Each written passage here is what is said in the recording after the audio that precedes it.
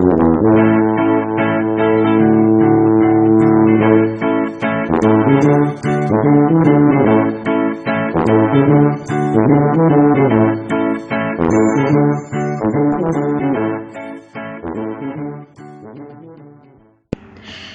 bien, bonjour à tout le monde et bienvenue aux chapitreries de cette semaine. On n'est pas nombreux cet après-midi, un petit groupe très intime, alors je suis tout à vous, les élèves de Madame Linda et de Madame Anne-Karine, et aussi de Madame Cindy, c'est vrai, pardon.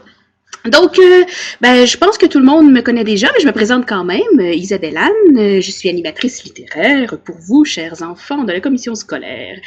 Je suis présentement dans notre studio de la Malbaie, mais la classe de Madame Anne-Karine, la classe de Madame Cindy, vous êtes à Saint-Fidèle et peut-être que je me trompe, mais Madame Linda, je crois que vous êtes à Baie-Saint-Paul. Mais on se leur dira tout à l'heure après la présentation.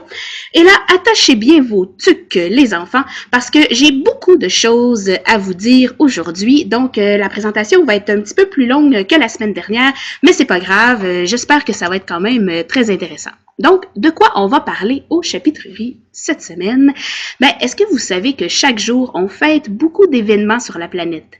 Par exemple, aujourd'hui, le 20 mars, attendez, je vous en nomme quelques-uns, je vous les nomme pas tous parce qu'il y a vraiment beaucoup de choses qu'on fête. Donc, c'est la Journée internationale du bonheur. Je sais pas si vous voyez les images de la bonne grosseur, n'oubliez pas de mettre le petit menu déroulant dans le coin là-bas, là, à auto, comme je vous disais, vous allez tous voir de la bonne grosseur. Donc, j'espère que vous êtes heureux, là, les enfants. Hein? Et aujourd'hui, c'est aussi la journée mondiale des contes. Moi, j'adore les contes et j'ai un petit conte pour vous à la fin. Vous allez voir quelque chose que vous connaissez déjà, mais c'est toujours intéressant de se faire conter des contes. C'est aussi la journée internationale de la francophonie. On y reviendra. Et pour coiffer le tout, c'est la première journée du printemps. Je sais, ça paraît pas beaucoup dehors que c'est le printemps, mais c'est quand même le printemps. Bon. Alors, on va parler un petit peu de la francophonie. J'ai un invité spécial à qui je vais donner la parole pour nous expliquer c'est quoi la francophonie. C'est un invité qui est dans nos studios de Paris. Donc, je vais transférer, il va y avoir une petite coupure de caméra parce qu'on va aller rejoindre Bidule qui est dans notre studio de Paris. Bidule, est-ce que vous m'entendez? Salut. Je vous reçois 5 sur 5, Madame Isabelle Anne et tout le monde. Alors, qu'est-ce que c'est que la francophonie? La francophonie, c'est l'ensemble des pays qui parlent français dans le monde, hein? C'est pas trop compliqué. Alors, je vais vous montrer une carte des pays où on parle français dans le monde. Voilà. Donc, il y a vraiment beaucoup de monde qui parle français, hein? Dans plus de 80 pays. Ouais, c'est la 5e langue en importance dans le monde, le français. Et puis, c'est aussi la langue officielle internationale, là, par exemple. C'est ça qu'on parle aux Jeux olympiques, hein? Alors, c'est une langue assez importante. Dans le dictionnaire français, il y a 60 000 mots en français. Les connaissez-vous tous? Moi, je les connais pas tous, non. Bon, alors, c'est ça. J'espère que ça vous éclaire un petit peu, hein, les amis, Madame Isabelle Anne? Moi, ça m'éclaire. Alors, c'est tout ce que vous aviez à nous dire sur la francophonie, Bidule? Ouais. Bon, parfait. Alors, de retour dans nos studios de la Malbaie. Ça sera pas long. Et voilà, j'y suis. Donc, aujourd'hui, je vais aussi vous parler d'un de mes sujets préférés parce que demain, c'est la journée mondiale des marionnettes. Et moi, là, même si je suis une grande personne, j'adore les marionnettes. Je vais vous montrer quelques compagnies de marionnettes là, qui font des spectacles quand même vraiment hallucinants. Ça, c'est le théâtre, le théâtre de la pire espèce. Ils font du théâtre d'objets. Donc, au lieu d'être des marionnettes, c'est des petits objets. Ça, c'est vraiment très drôle. Ça, c'est une compagnie québécoise. Puis, il y a aussi le théâtre de la Dame de cœur, le théâtre sans fil. Regardez si c'est beau. Et ça, je vous le dis en secret, là, faut pas le dire à personne. Mais moi, j'aime aussi beaucoup les mopettes avec Kermit puis Miss Piggy, là, mais ça faut pas le dire. Alors, qu'est-ce qu'on a aussi? Il y a le théâtre Guignol en France. Ça, c'est du théâtre là en France qui existe depuis des centaines d'années. Mais peut-être que Bidule pourrait nous parler du théâtre Guignol. Bidule, êtes-vous encore là? Bidule? Bidule? Ouais, je connais ça, le théâtre Guignol. Putain, je vais même vous montrer des photos du théâtre Guignol, en fait des images. Alors, ben, c'est ça, c'est un théâtre qui se promène dans les rues en France puis en Europe depuis des centaines d'années. Et puis, regardez bien, je vous montre des vieilles marionnettes de théâtre Guignol. Ça là, c'est des marionnettes là, très vieilles, qui ont été restaurées par Martine et Alain Papet de Guignol-Madelon. Et on peut les saluer parce que je pense qu'ils vont regarder l'animation. Alors on vous salue et bonjour, ils sont en France. Et puis dans ces marionnettes-là, vous pouvez retrouver Casperle et puis vous avez aussi le charme incroyable de Pulcinella. Et oui, lui, Pulcinella, il est âgé de 85 ans. Bon ben, c'est pas mal ça. À vous, Isabelle-Anne. Oui, ben je reviens, ce sera pas long. Eh ben, me revoilà. Alors, maintenant, ben, pour continuer, on va continuer un petit peu de parler des marionnettes et puis peut-être un petit peu de la francophonie aussi avant de passer à l'histoire, au conte que j'ai à vous raconter. On va aller rejoindre Lapinou. Lapinou qui est à Prague, la capitale de la République tchèque. Alors, Lapinou, est-ce que vous m'entendez? Lapinou? Oui, je vous entends, Isabelle-Anne. Comme vous disiez, je suis à Prague, et ici les marionnettes sont bien ancrées dans la tradition. Je vous montre quelques marionnettes traditionnelles de la République tchèque. Ah! Ok, ça c'est les traditionnels. Hein, oui. C'est joli. Donc ce sont les marionnettes traditionnelles. Et maintenant, quelques images d'un théâtre de marionnettes plus moderne, mais qui a pignon sur rue à Prague depuis quand même plus de 50 ans. Il s'agit du théâtre Drac. Ah, c'est beau, hein?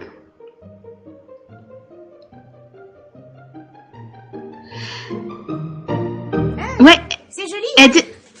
Oui, dites-moi, Lapinou, est-ce que la République tchèque fait partie de la francophonie? Oui, en fait, la langue française est considérée comme une langue étrangère en République tchèque, mais le pays fait quand même partie de l'Organisation internationale. Ah, super. Ben, merci. Merci, Lapinou. Y a pas de quoi? Salut. Bon, ben, super, ça. Maintenant, on va aller contacter Fanfan, le fantôme. Fanfan, où est-ce qu'il est, Fanfan? Lui, il est à Salzbourg, en Autriche. Donc, Fanfan, est-ce que vous me recevez? Fanfan, m'entendez-vous? Fanfan? Oui, Isabelle-Anne, je vous Super. reçois 10 sur 10. Eh bien, comme vous le mentionnez, je suis le fantôme du célèbre théâtre de marionnettes de Salzbourg. Je suis vraiment privilégié d'habiter ici, car c'est un des plus beaux théâtres de marionnettes du monde. Regardons ensemble quelques images.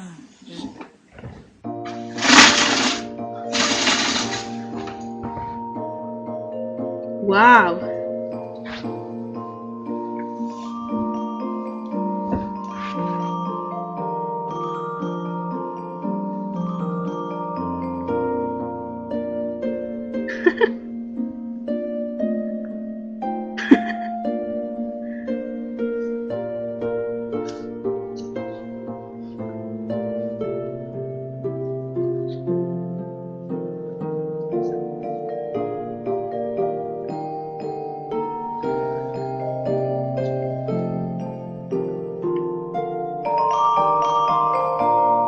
Hey, c'est Hansel.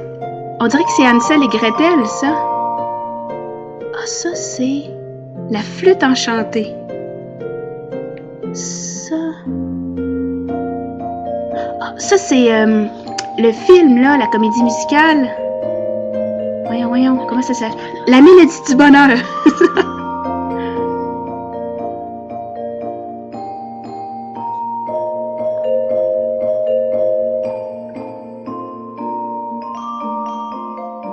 Hey, wow, c'est impressionnant, Fanfan. Merci. Dites-moi, est-ce que ça fait partie de la francophonie, l'Autriche? Hein? Je vais vous donner la même réponse que Lapinou. La langue française est ici une langue étrangère, mais il y a quand même plus de 900 000 personnes qui parlent français. Ben super. Eh ben, au revoir, Fanfan. OK, OK, maintenant, les amis, attendez, on va aller rejoindre Gargouille, la grenouille.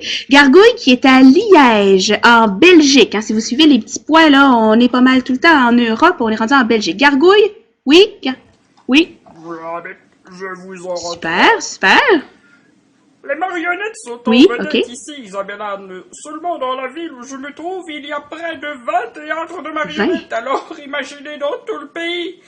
Avant que vous ne posiez la question, la plupart des pièces de marionnettes qui sont présentées ici sont en français, car oui, la Belgique fait partie des pays de la francophonie. Le français est ici de langue officielle et il est parlé par plus de 8 millions de personnes. Ça, c'est plus que la population du Québec, hein? Ben oui. Mais en Belgique, on parle aussi l'allemand et le néerlandais. Je Ok. vous montre ici quelques marionnettes traditionnelles de Liège.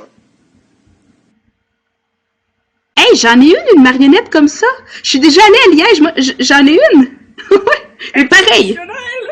Bon, Isabella, je dois vous quitter. Je ne veux pas manquer la prochaine représentation au théâtre des petits bonhommes. Adieu! Ah, bon. Bon, ben, il est parti. Bon, OK, on va sortir un petit peu de l'Europe, là. On va se dépayser un petit peu plus. On va aller rejoindre Bari, qui est au Mali. Donc, le Mali, vous savez, c'est un grand pays africain qui fait partie de la francophonie. Donc, c'est en Afrique, là, c'est plus bas, là. Bari, est-ce que vous êtes là? Oui? J'y suis, Isabella. Super. Je suis très heureux d'être avec vous aujourd'hui en cette journée de la francophonie.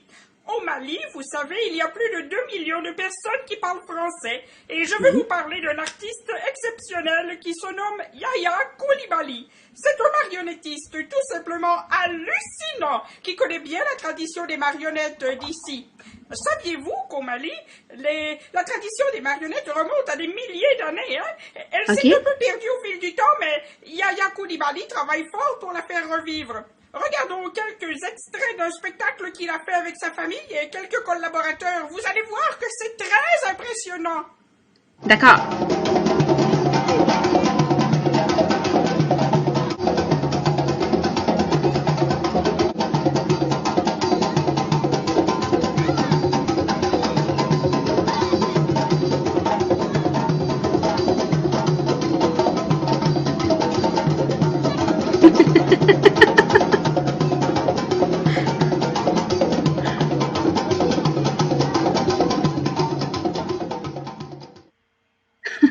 Qu'en dites-vous, hein? Ça décoiffe, n'est-ce pas? Oui, c'est vraiment drôle. Oups. Bon, on l'a perdu. Bon, ben écoutez, sans plus tarder, on est déjà rendu à la troisième partie de notre présentation. Le temps file vite, alors nous allons accueillir Boucle d'Or et les Trois Ours qui vont vous interpréter, ben oui, vous l'avez sans doute deviné, le conte de Boucle d'Or et les Trois Ours. Donc, on va changer de studio. Peut-être un petit délai. Boucle d'Or, est-ce que vous entendez? Les Trois Ours, êtes-vous là? Oh, Isabelle, bonjour! Écoutez, oui, en fait, il y a un petit problème, là, c'est que on a beau être au printemps, mais les trois ours sont encore en train d'hiberner, donc vous les voyez en arrière de moi ici, et si vous tendez l'oreille, vous allez peut-être même les entendre ronfler. Oui, voilà, donc c'est moi, et moi seule, Boucle d'Or, qui raconterait l'histoire de Boucle d'Or et les trois ours. Oh, attendez, les ondes se brouillent. On reçoit un message particulier. Qu'est-ce que c'est que ça? Ici la vieille sorcière, l'un des méchantes. Je tiens à protester. Parce que cette petite blonde aux cheveux bouclés est une imposteur. Quoi? Oui, elle m'a volé mon rôle. Parce que quand cette histoire a été écrite, là, cette histoire d'ours avec le gruau qui se fait voler, là, eh bien, dans l'histoire originale, c'était une vieille sorcière qui rentrait dans la maison. Alors, cette petite-là, c'est un visage à deux faces. C'est moi qui aurais dû avoir ce rôle-là. C'est pas vrai, ça? C'est ce que j'avais à dire. Ah oui, c'est ça, on peut y aller, là? Hein? Oui. C'est ça, brouillez-vous, là, brouillez-vous! Hein? Ah! Quelle insolence! Franchement, comme si j'avais volé son rôle à cette vieille sorcière, là, des méchantes! Oh non, mais quelle insolence! Non, mais calmez-vous, là, calmez-vous, Boucle d'Or. C'est vrai qu'est-ce qu'a dit la vieille sorcière, que dans le conte original, c'était pas une petite fille, c'était la sorcière. Mais là, franchement! Non, mais c'est à vous, là, Boucle d'Or. C'est maintenant votre conte, Boucle d'Or et les Trois Ours. Vous pouvez y aller. Je peux y aller, là? Parce que, Oui, vous pouvez y aller. Bon, ok. Alors, c'est parti. Je vous raconte une histoire de Boucle d'or et les 3 ours. Vous êtes prêts? Oui? Bon, je vous entends pas, mais c'est pas grave. J'y vais quand même. Alors, c'est parti. Il était une fois 3 ours qui vivaient ensemble dans une maison au fond des bois.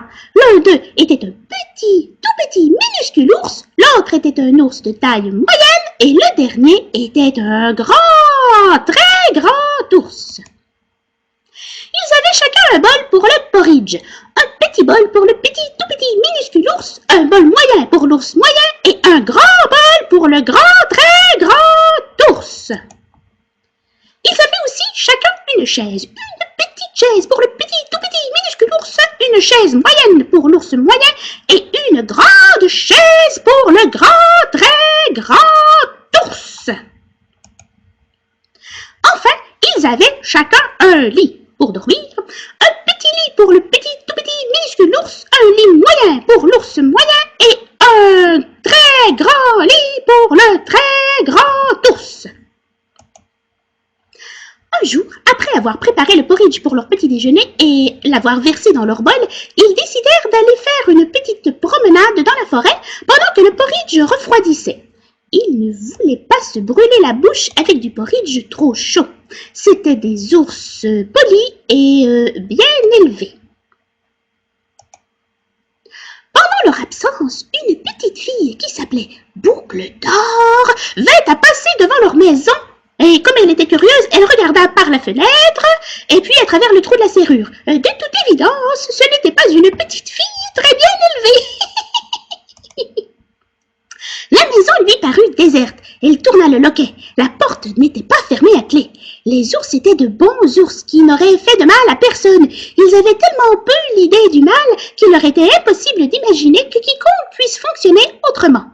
Alors Boucle d'or ouvrit la porte et entra. Elle goûta d'abord le porridge du grand, très grand ours, mais il était trop chaud pour elle. Puis, elle essaya celui de l'ours moyen, mais il était trop froid pour elle. Et enfin, elle prit le bol du tout petit, minuscule ours et goûta son porridge qui n'était ni trop chaud, ni trop froid, mais juste à point pour elle. Elle l'aima beaucoup et le mangea jusqu'à la dernière miette.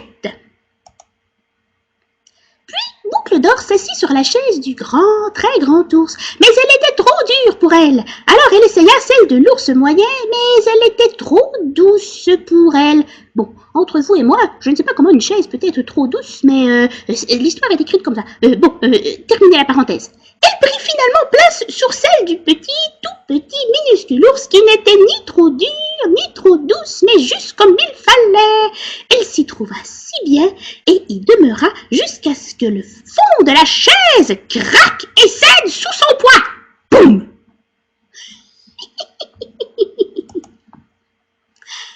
Elle se retrouva sur le sol, furieuse de sa mésaventure, parce qu'elle avait aussi très mauvais caractère.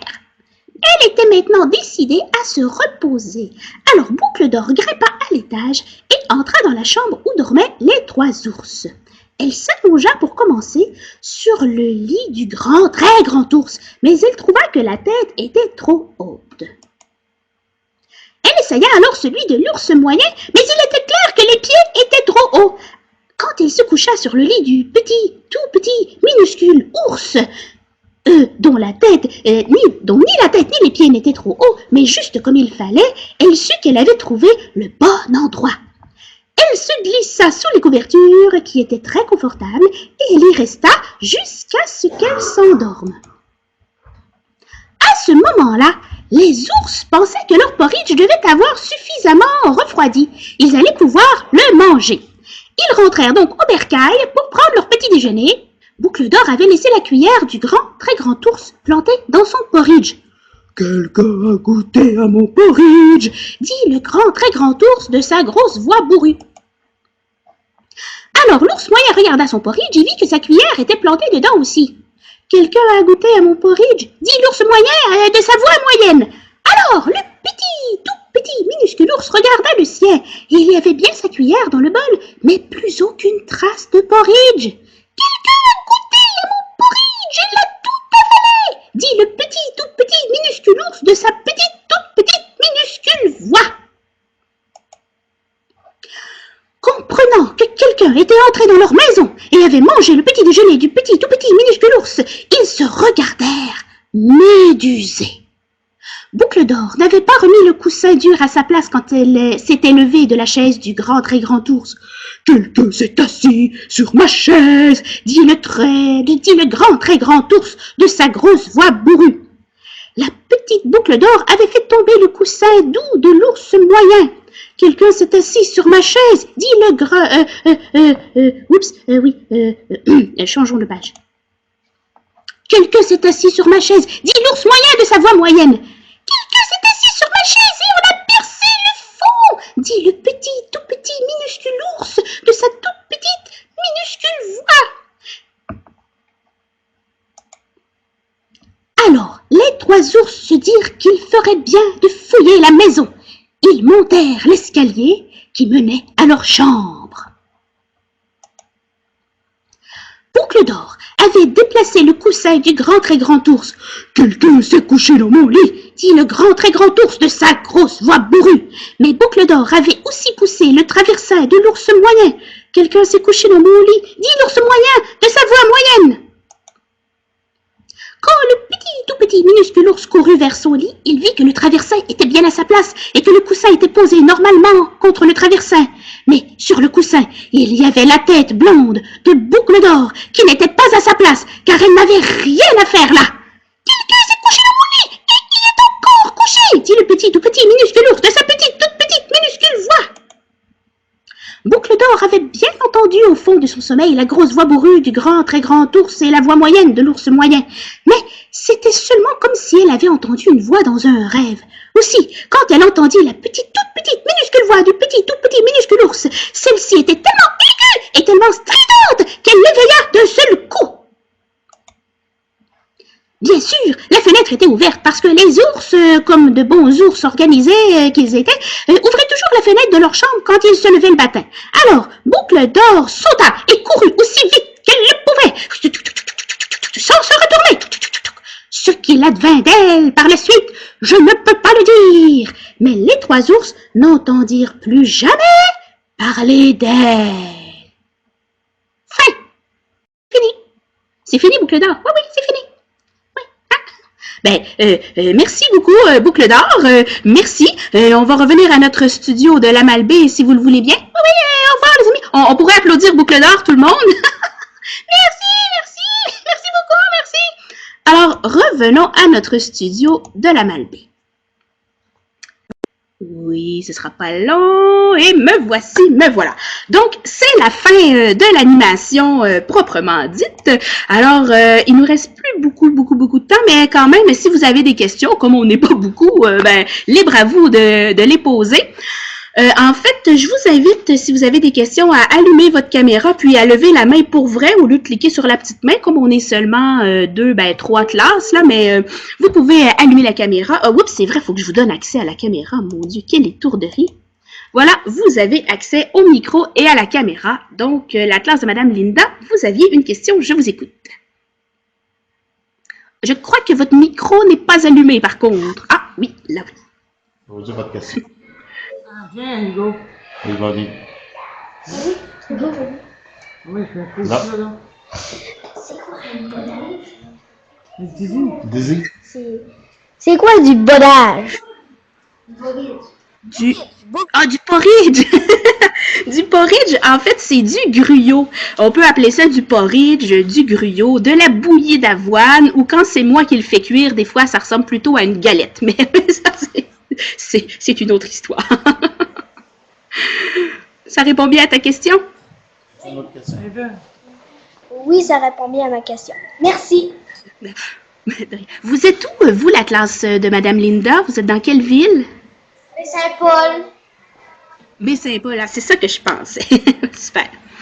Donc, oui, Madame Anne-Karine, vous pouvez allumer la classe de Madame Anne-Karine et Madame Cindy, vous pouvez allumer la caméra aussi. On va y aller comme ça,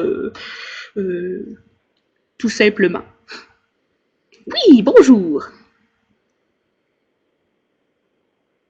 Oh, je ne vous ai... Ah, oui, là oui, le micro est allumé.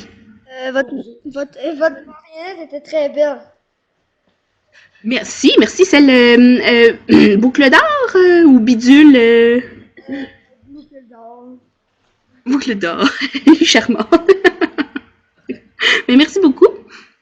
Est-ce qu'il y en a qui auraient d'autres questions? Sinon, moi, je vais vous poser quelques questions. Ah oui, bonjour. Pourquoi vous pouvez pas nous dire la fin? La fin. Ah, de ce qui est arrivé à Boucle d'Or, c'est qu'on ne sait pas vraiment qu'est-ce qui est arrivé à Boucle d'Or après. L'histoire le dit pas. Mais on pourrait inventer, par exemple, une fin pour l'histoire. Ça serait peut-être une bonne idée. Écrire une fin. Qu'est-il advenu de Boucle d'Or à la fin de l'histoire Boucle d'Or et les trois ours? Ah ah! Qu'est-ce que vous en pensez? Mais c'est vous qui allez l'écrire, là. Moi, j'ai déjà une histoire à écrire pour la semaine prochaine. Ça en fait beaucoup. Oui, bonjour, une autre question. Est-ce que Boucle d'Or parlait aux îles parce que c'était elle ou au jeu parce que ce n'était pas elle? C'était son histoire. En fait, c'est vrai qu'elle parlait au il ou au elle parce que c'est comme si c'était pas elle, mais comme c'était pas elle qui avait écrit l'histoire, elle a dû prendre la décision de parler comme si c'était pas vraiment elle. Boucle d'Or qui joue le rôle de Boucle d'Or ou ouais. Mais très, très, très excellente question. Belle observation, en tout cas. Bravo. Oui, on a une question ici. La classe de Madame Linda. Oui, vous faites plusieurs saisons, plusieurs émissions, petites émissions. Pour les animations comme ça, on en fait une par semaine. Donc, il va en avoir la semaine prochaine. Après ça, je pense qu'il y a une pause la semaine de Pâques, il n'y en a pas. Puis après ça, on va en avoir d'autres. Mais ce ne sera pas toujours moi. La semaine passée, c'était la vieille sorcière laide et méchante. Puis la semaine prochaine, ça va être, en fait, ce ne sera pas moi, ça va être sa mère qui va être là, qui va vous parler du chocolat et de ces choses-là. Oui. Ah, je pensais que vous aviez une autre question.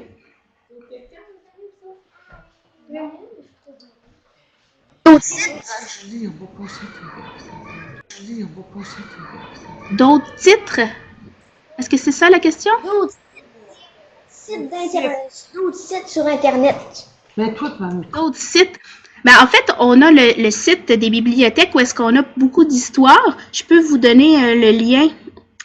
Attendez. Tiens, ici, là, il y a, si vous cliquez sur ce lien-là, vous allez tomber sur le site des bibliothèques. Et puis, dans ce site-là, on a il y a des livres numériques, puis il y a des vidéos aussi. Il y a des vidéos avec la vieille sorcière, avec sa mère. Là, il y en a tout plein. Vous pouvez les regarder en classe, mais vous pouvez les regarder à la maison aussi. C'est accessible à la maison. Si vous voulez les chercher à la maison, là, vous tapez sur Google « Bibliothèque scolaire Charlevoix » puis vous allez tomber sur le site. Ça va comme ça? Bon. Mais s'il n'y a pas d'autres questions, on peut se dire au revoir. Merci d'avoir été là. Puis, à la prochaine. Au revoir tout le monde. Puis, j'espère que vous allez suivre les autres animations jusqu'à la fin de l'année. Allez, salut! Bye bye!